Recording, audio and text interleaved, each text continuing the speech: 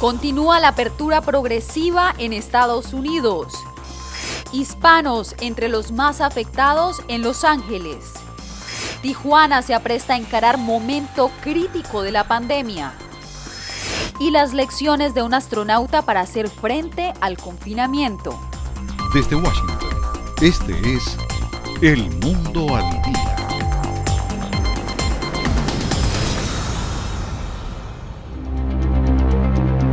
Bienvenidos nuevamente a El Mundo al Día, soy Yasmín López. Comenzamos. El presidente Donald Trump presentó su plan para coordinar la respuesta de pruebas de laboratorio del COVID-19.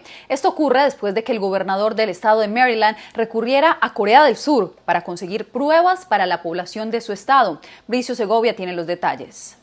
La Casa Blanca presentó un plan de acción para aumentar el número de pruebas de COVID-19 en el país. Sin embargo, la medida llega 11 días después de que el presidente Donald Trump diera luz verde a los gobernadores para que reabrieran sus estados. Con casi 5,5 millones de pruebas de COVID-19, Trump reitera que Estados Unidos es el país que más test ha realizado. También que no es el que más muertes suma por la nueva enfermedad en relación al número de habitantes. Sin embargo, Italia ha hecho más test por cada 1.000 habitantes y con más de 56.000 fallecidos, Estados Unidos está al frente del resto en cifras absolutas. Hace poco menos de 2 semanas, el presidente redujo de 100.000 a 60.000 el pronóstico de muertes por la pandemia y ahora la cifra se queda corta. Esta semana serán 19 de los 50 estados los que hayan comenzado una reapertura progresiva y Trump dijo creer que hay estados que han aliviado las restricciones demasiado pronto. La Organización Mundial de la Salud advirtió hace más de un mes que los test masivos y frecuentes son la única manera de contener el coronavirus.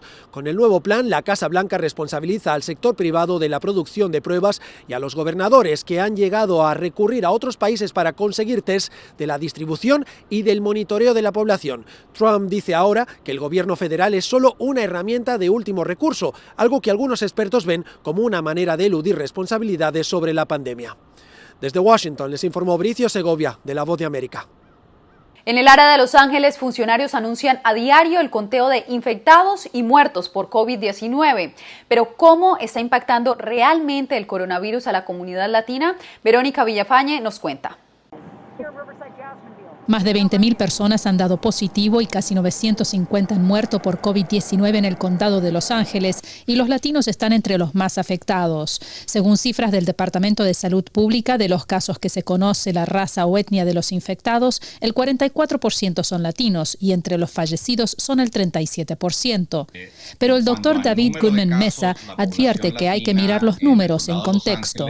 Somos casi la mitad de los habitantes de este condado, entonces por eso se espera que al menos la proporción y el número de casos sea mayor en este grupo étnico. Según estimados del censo, de los más de 10 millones de habitantes en el condado de Los Ángeles, casi el 50% son latinos, y esa proporción, señala Goodman Mesa, se refleja en los números. Sin embargo, señala que ciertos factores pueden influir en una mayor incidencia de casos. Las poblaciones hispanas, sobre todo aquí en Los Ángeles, una de las cuestiones por qué se están viendo tantos casos probablemente sean más estructurales que biológicas, debidas a nuestros tipos de empleo o la forma en que vivimos o en la forma que congregamos. Por ejemplo, dice el doctor Goodman Mesa, hay tendencia en comunidades hispanas a que vivan más personas en una casa, aumentando el riesgo de contagio, y falta de acceso a seguro o atención médica para problemas de salud crónica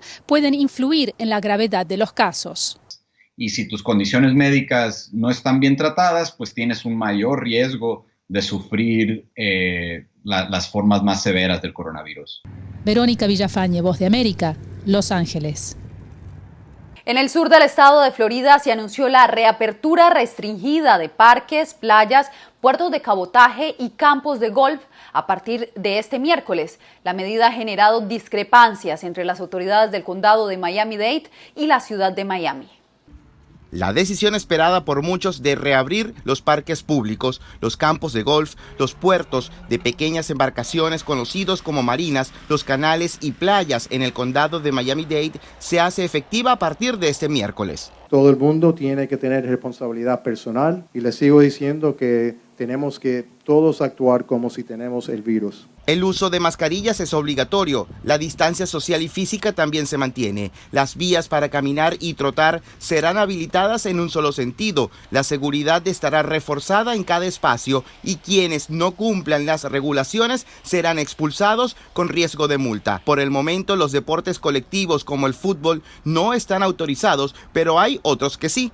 Para usar esta cancha de baloncesto que estamos ahora, tiene que traer su propia pelota y jugar solo. 3 personas pueden estar en una mitad de la cancha. La normativa del condado no será acatada por la municipalidad de la ciudad de Miami. El alcalde de esa localidad, Francis Suárez, ha dicho que las autoridades sanitarias no consideran oportuna la reapertura. Sabemos que el condado, yo creo que se ha adelantado y se va a adelantar en abrir los parques y se va a adelantar en abrir las marinas. Nosotros no estamos listos en este momento porque no estamos ciertos que hemos llegado a la fase. Hay algunas ciudades aquí que hacen lo que ellos quieren hacer.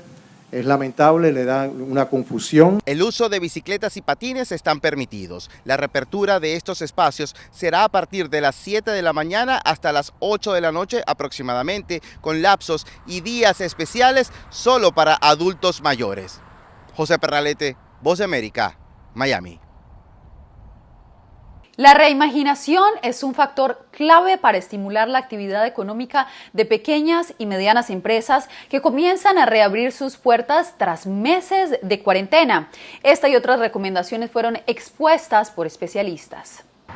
Un nuevo comienzo para empresarios y emprendedores en Estados Unidos. Mientras la vida comercial empieza a reabrirse paulatinamente en algunos estados, la reinvención y reimaginación son factores clave, de acuerdo con el asesor de marcas y emprendimientos Carlos Maiz. Pero todo comienza, asegura, con un análisis interno. ¿Qué hacía que esos clientes antes del coronavirus confiaran en ellos y siguieran siendo para ellos la primera opción de compra tanto de productos o como servicios? ¿Y esto qué quiere decir? Bueno, pueden enfocarse en factores como la atención al cliente. Quienes ya lo hicieron tendrán que ser pacientes, como asegura este dueño de negocios en Georgia. Tomará tiempo superar esto y lograr que la gente regrese y nos apoye. Crear experiencias a pesar de los nuevos códigos de conducta e higiene es un factor fundamental, de acuerdo al especialista. Por eso los pequeños empresarios también tienen que pensar un poco cómo su marca, sin importar si es a nivel digital o físico, pueden impactar con experiencias de ese consumidor para crear fidelidad de marca y al negocio y por ende poder subir las ventas que posiblemente se vieron afectadas por toda la situación del coronavirus. Las entregas a domicilio y otros servicios que tuvieron auge durante la cuarentena son considerados como una oportunidad. Cuando pase todo esto, las personas que crearon nuevas unidades de negocio van a tener ahora la unidad vieja de negocio tradicional que venían siguiendo antes del coronavirus y todas esas unidades e ideas nuevas de negocio que crearon partiendo de estas necesidades. Entonces, si lo ven más como una oportunidad de ganancia, que como una oportunidad o como una situación de pérdida, yo creo que es la clave. Belén Mora, Voz de América. Al regreso tendremos la acción de las autoridades en el epicentro de la pandemia en México.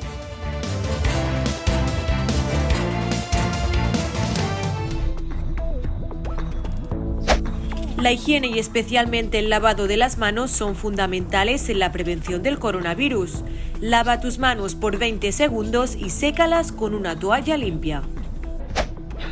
Es muy importante toser o estornudar en el codo, ya que con las manos tocamos todo tipo de objetos y los gérmenes que recogemos podrían trasladarse a otras superficies como la maneta de la puerta o la computadora.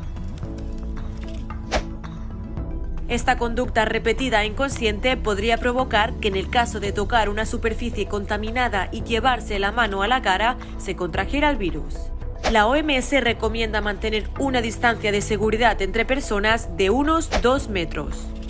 Evita salir a la calle si no es estrictamente necesario. Puedes pedir tus compras por internet y llevar a cabo actividades para estar entretenido. La Voz de América presenta.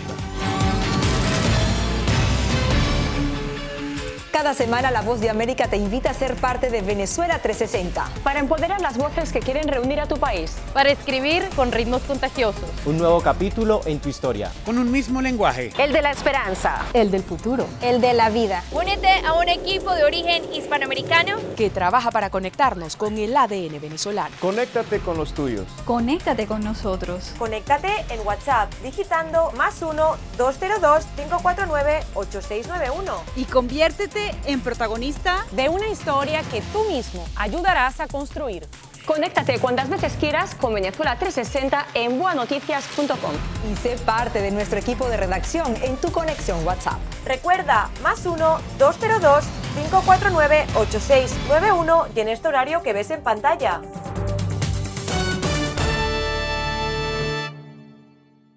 Antioquia es solidaria. Es el momento de ayudar a que las personas más vulnerables tengan alimentos en estos días difíciles que vivimos por el coronavirus. En Antioquia habilitamos la cuenta corriente Bancolombia 77-700-000-071 para donaciones en todo el país. Dona ya. La mejor vacuna es un corazón lleno de solidaridad.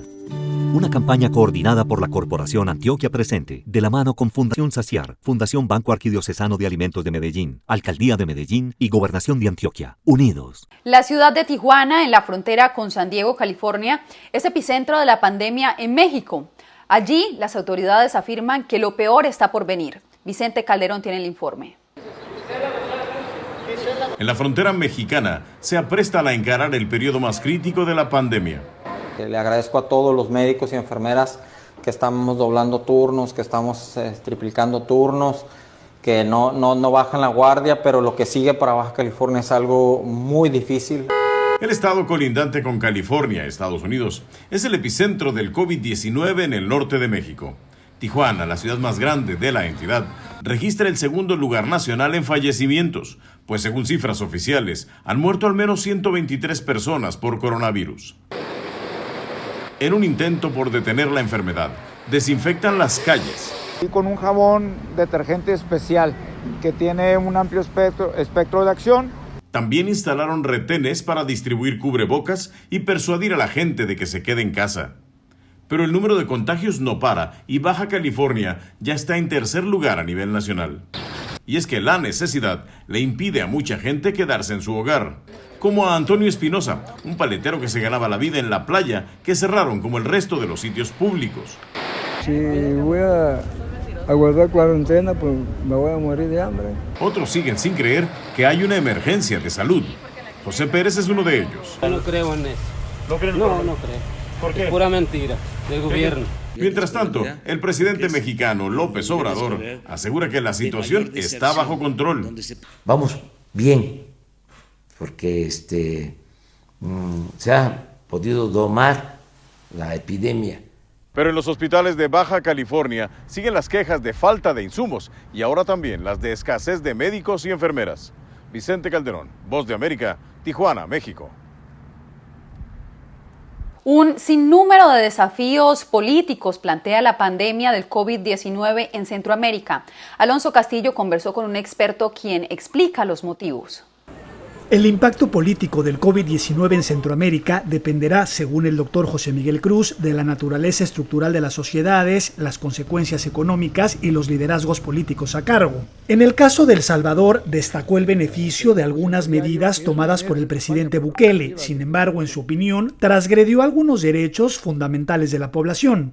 A mí particularmente me preocupa el excesivo uso de la policía y de los militares como los actores fundamentales para enfrentar la crisis en lugar del sistema de salud. Para el académico, el gobierno en Nicaragua se ha mostrado indiferente ante la magnitud de la amenaza. Ha mantenido las fronteras abiertas, está promoviendo movilizaciones, está promoviendo que la gente se reúna. Los sistemas gubernamentales en la región, según el catedrático, podrían verse transformados, ya que la crisis podría abrir espacios a líderes autoritarios que utilizan la emergencia para moldear las instituciones y restringir las libertades. Se antepone este falso dilema entre la vida y las libertades, un intento político y populista de controlar las instituciones que no les son favorables. Según Cruz, esta pandemia ocasionará más migraciones. Sin trabajo, sin oportunidades, sin capacidad de los estados para poder paliar la crisis económica, la crisis de hambre que viene. Para el investigador es crucial que se articule una iniciativa regional para hacer frente a la crisis. Sin embargo, según nos dijo, hasta la fecha no ha visto un esfuerzo conjunto y sustancial para responder a la emergencia. Alonso Castillo, Voz de América, Miami. El gobierno de El Salvador extrema medidas de seguridad en centros penitenciarios para frenar el incremento de homicidios registrados durante los últimos días. Enrique López nos cuenta. Un régimen de seguridad más riguroso será implementado en 7 centros penitenciarios de El Salvador con el objetivo de cortar la comunicación entre los miembros de pandillas, que según las investigaciones de inteligencia del Estado, son los responsables de emitir las órdenes para incrementar los hechos violentos. El gobierno salvadoreño reporta más de 70 homicidios durante los últimos 4 días. No va a entrar ningún solo rayo de sol a ninguna de las celdas. Vamos a bloquear toda visualización para que ellos no puedan tener ningún tipo de comunicación. Se ha establecido medidas más drásticas y duras, apegadas a la ley, pero que sean totalmente necesarias para poder contener esta ola de criminalidad. Las celdas donde permanecen los internos serán selladas con placas metálicas para bloquear el intercambio de información entre los pandilleros, obligándolos a un encierro total durante las 24 horas. Pero quien duda de la efectividad de estas medidas es el diputado del Partido Arena, Norman Quijano, ya que es un fenómeno que se repite constantemente. Se ha vedado todo acceso de los internos, de los reclusos hacia el exterior, ¿o no? O cada vez que van a haber alzas de homicidios vamos a salir con la misma cantaleta que se va a impedir la llamada desde el interior de los centros penitenciarios. Eso llama mucho la atención. El titular de centros penales fue enfático en aclarar que el gobierno no negociará con los grupos criminales que en medio de la pandemia de coronavirus continúan atentando contra las familias salvadoreñas. Enrique López, Voz de América, San Salvador. La industria de restaurantes es una de las más afectadas desde que la ciudadanía nicaragüense implementó una autocuarentena. Los representantes del sector privado calculan que más de 30.000 empleos de ese sector están en riesgo debido al coronavirus. La avenida La Calzada es una zona de diversión que acoge a cientos de turistas en Nicaragua. Actualmente los restaurantes con estilo colonial que se extienden a 500 metros en su mayoría permanecen cerrados. El temor al contagio por el nuevo coronavirus atemoriza a los visitantes. La aglomeración es lo que tiene miedo la gente, el contacto, todo eso. Eso la gente ha ido, digamos, ha dejado lo que es visitar bares o salir a distraerse o a recrearse por el miedo de contraer el virus. Sandro Moreira administra uno de los restaurantes que aún permanecen abiertos en La Calzada. Cuenta que la ausencia de turistas les ha dejado cuantiosas pérdidas. Y a caer esto, pues, optan varios restaurantes por cerrar porque no te da la ganancia para estar gastando luz y agua, insumos. La situación que enfrentan los negocios en La Calzada es el reflejo de lo que ocurre con todos los restaurantes del país, según explicó a La Voz de América Lucy Valenti, presidente de la Cámara Nicaragüense de Turismo. La mayor parte de ellos han tenido que cerrar. Entre un 60 y un 70% de estos establecimientos han cerrado operaciones. Sin embargo, funcionarios de gobierno como Virgilio Silva aseguran que la economía nicaragüense sigue creciendo en medio de la emergencia sanitaria. El trabajo, la economía, el desarrollo de nuestro país se viene dinamizando. Aunque el sector empresarial promueve el aislamiento social para evitar la propagación del COVID-19, lamentan el impacto en la industria de restaurantes. En ese sector calculan que más de 30.000 personas podrían perder sus empleos. Donaldo Hernández, Voz de América, Managua. Debate en la ONU por los devastadores efectos de la pandemia en Venezuela. Ya volvemos.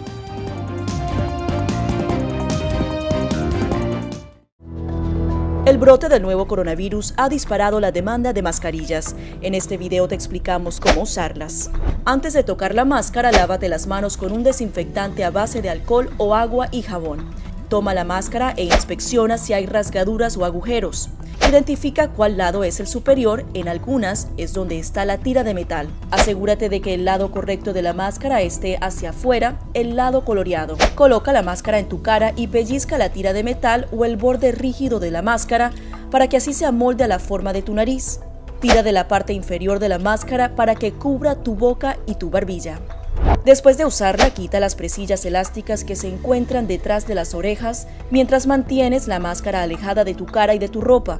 Desecha la mascarilla en un contenedor cerrado inmediatamente después de su uso y lávate las manos una vez más. Para más información visita nuestra página web y síguenos a través de las redes sociales bajo @boanoticias.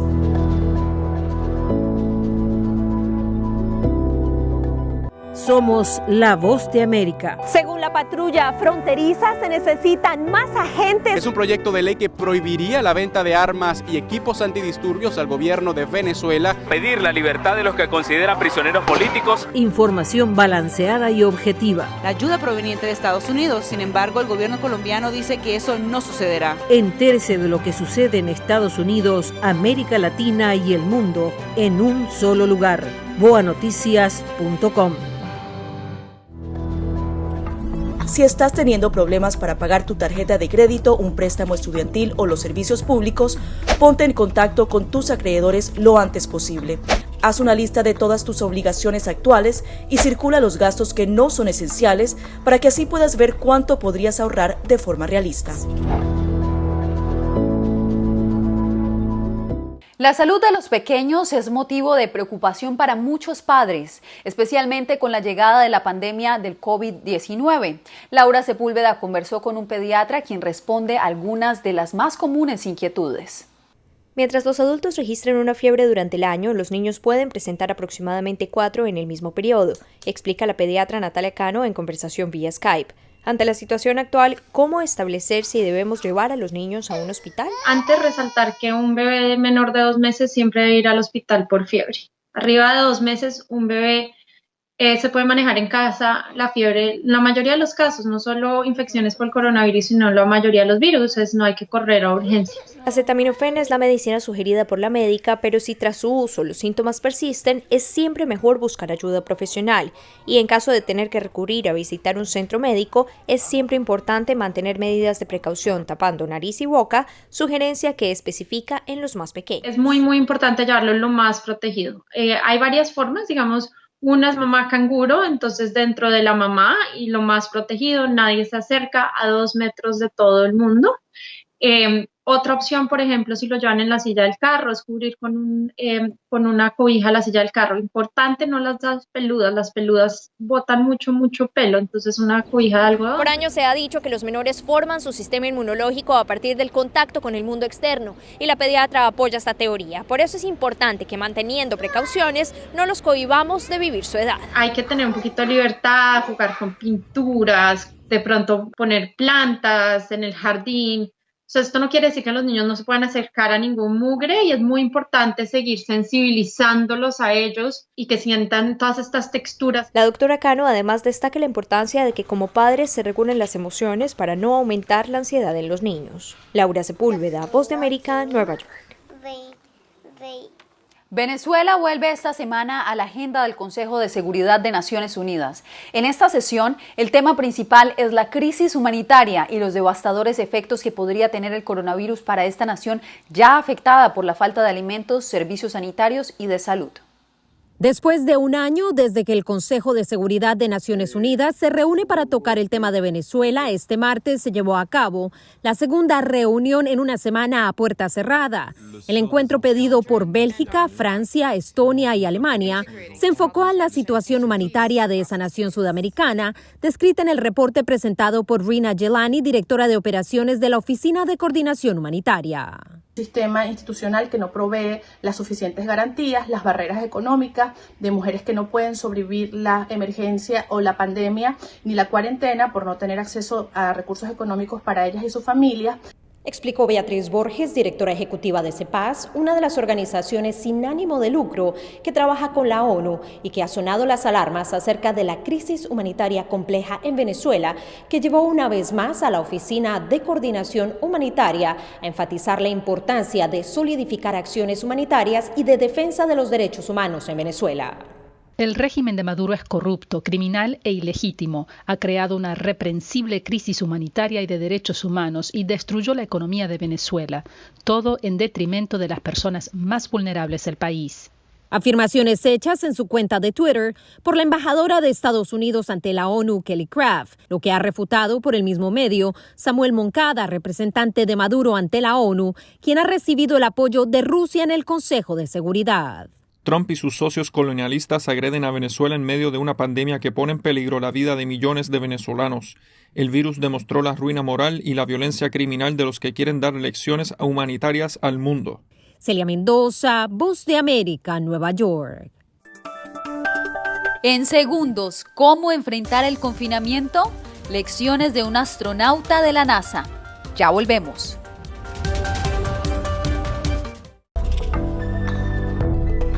El riesgo principal de este virus es que se trata de un virus nuevo y el cuerpo humano no tiene defensas para atacarlo. Los síntomas más comunes son fiebre, problemas para respirar, tos seca, dolores de cabeza y musculares. Si presentas algunos de estos síntomas, ve al centro médico más cercano para consultar a un doctor sobre tu estado. Puedes ser aislado y tus datos ser compartidos con autoridades de la salud.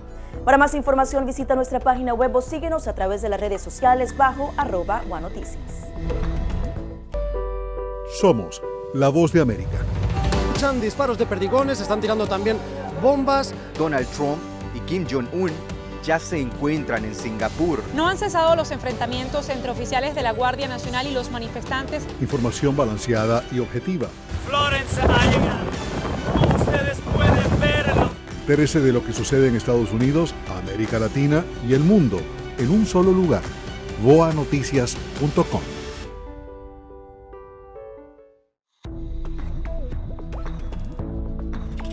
Es muy importante no salir del hogar para evitar interactuar con personas que puedan tener el virus. Hacer ejercicio fortalece el sistema inmunitario y tiene beneficios mentales y emocionales. Las videollamadas son una forma de mantener el contacto con amigos y familiares para que no aflore el sentimiento de soledad. Tal y como indica la OMS, el COVID-19 tiene una mortalidad más baja que las de otros coronavirus. Somos la Voz de América. Muchos venezolanos que quieren permanecer en el país a pesar de las adversidades. El presidente Trump recibió personalmente a Fabiana Rosales, la esposa de Juan Guaidó. Ahora tardarán más debido a que uno de los puentes más transitados se cerrará a lo largo del fin de semana. Información balanceada y objetiva. Entérese de lo que sucede en Estados Unidos, América Latina y el mundo en un solo lugar. voanoticias.com. Antioquia es solidaria. Es el momento de ayudar a que las personas más vulnerables tengan alimentos en estos días difíciles que vivimos por el coronavirus. En Antioquia habilitamos la cuenta corriente Bancolombia 77-700-000-071 para donaciones en todo el país. Dona ya. La mejor vacuna es un corazón lleno de solidaridad. Una campaña coordinada por la Corporación Antioquia Presente, de la mano con Fundación Saciar, Fundación Banco Arquidiocesano de Alimentos de Medellín, Alcaldía de Medellín y Gobernación de Antioquia. Unidos. Más de 100 escolares en Brasil trabajan en un proyecto para expresar su gratitud a los camioneros. Las cartas se distribuyen a través de la Administración de Carreteras de Brasil en varios puntos a lo largo de las rutas de camiones. Al mismo tiempo, los conductores reciben kits que incluyen desinfectantes para manos, alimentos, suministros de primeros auxilios y también para el mantenimiento de sus camiones. Y seguimos. Una actitud positiva para ver el vaso medio lleno y no medio vacío son los principales consejos del astronauta José Moreno Hernández para el confinamiento. En entrevista con La Voz de América, Hernández señala los principales retos de supervivencia en el espacio. El astronauta de origen mexicano José Mario Hernández de la NASA tuvo que sobrellevar varios obstáculos, entrenamientos y desafíos para cumplir sus sueños.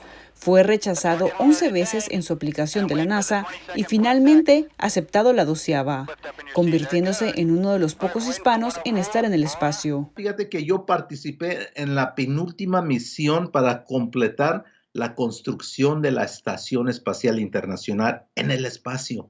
Pues hay que hacer muchos entrenamientos y muchos son de entrenamientos de aislamiento. Yo digo que lo primero que uno debe de tener es una actitud positiva. José Mario Hernández fue parte de la misión STS-128 de la NASA. Previo a su viaje al espacio, el cosmonauta participó en entrenamientos acuáticos de supervivencia en bosques a bajas temperaturas sin agua ni comida.